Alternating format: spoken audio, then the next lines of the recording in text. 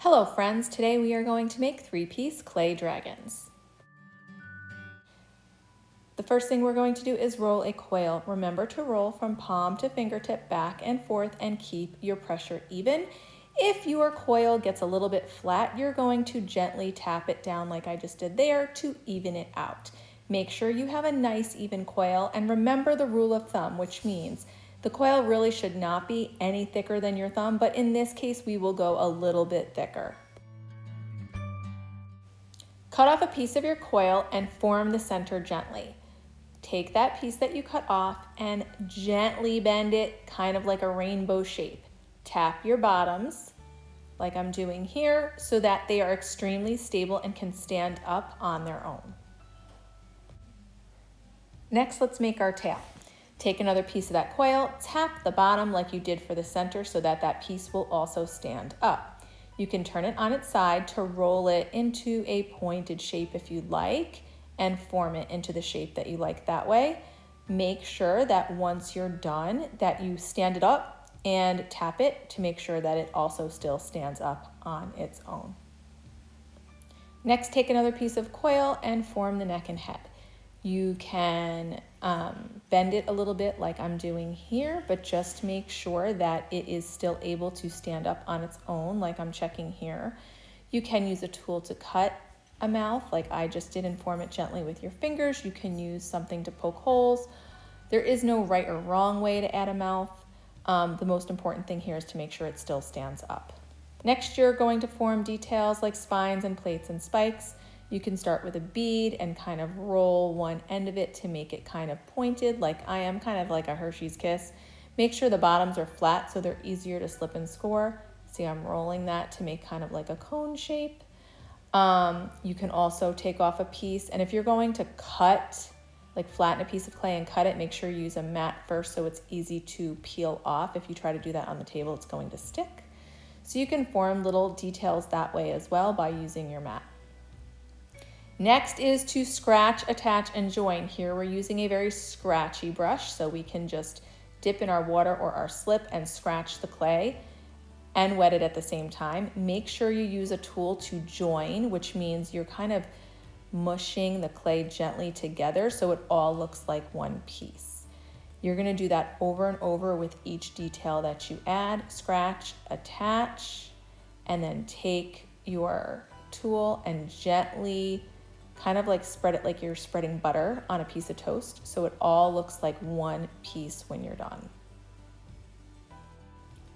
Important reminder, make sure you are using a very rough brush to scratch and attach with water and join your pieces together with a tool. If you do not do this, the pieces will fall off and you will not be able to attach them later.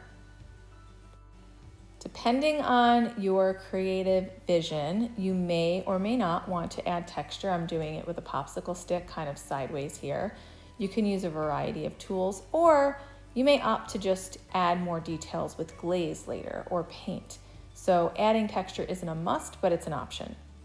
If you're adding texture or details to very delicate pieces, make sure you're supporting them. Here I'm taking my finger and putting it behind my scales and spikes as I'm adding the texture. Otherwise, they'll bend and fall off.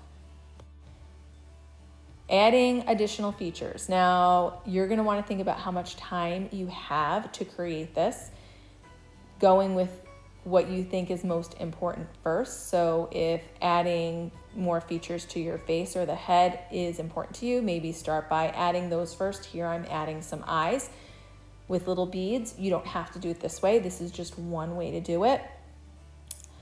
Make sure that you scratch and attach them firmly. Use 2 hands to kind of hold and press at the same time so you are able to press them on really, really well so they stick really well, because if they fall off, you won't be able to attach them later.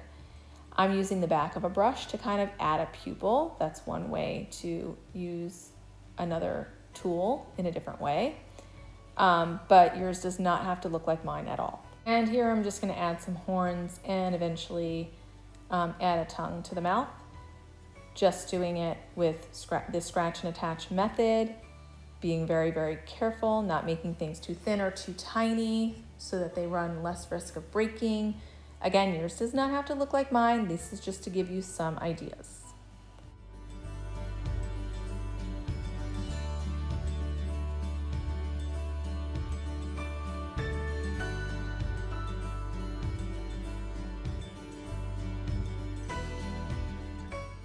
Here to add a nose, I'm again using the back of my brush really carefully and gently.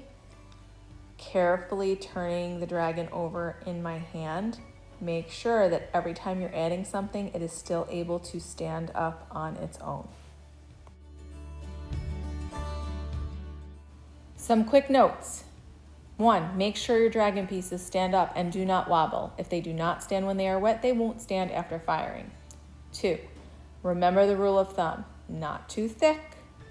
3, slip, score, and join. If you don't, all your add-ons will fall off. And 4, so we don't get them all mixed up, make sure that you put your initials on each piece on the bottom, and then make sure that your piece will still stand up. In real time, this project took me about 30 to 40 minutes, and this video was just over 6, so keep that in mind. Have fun creating.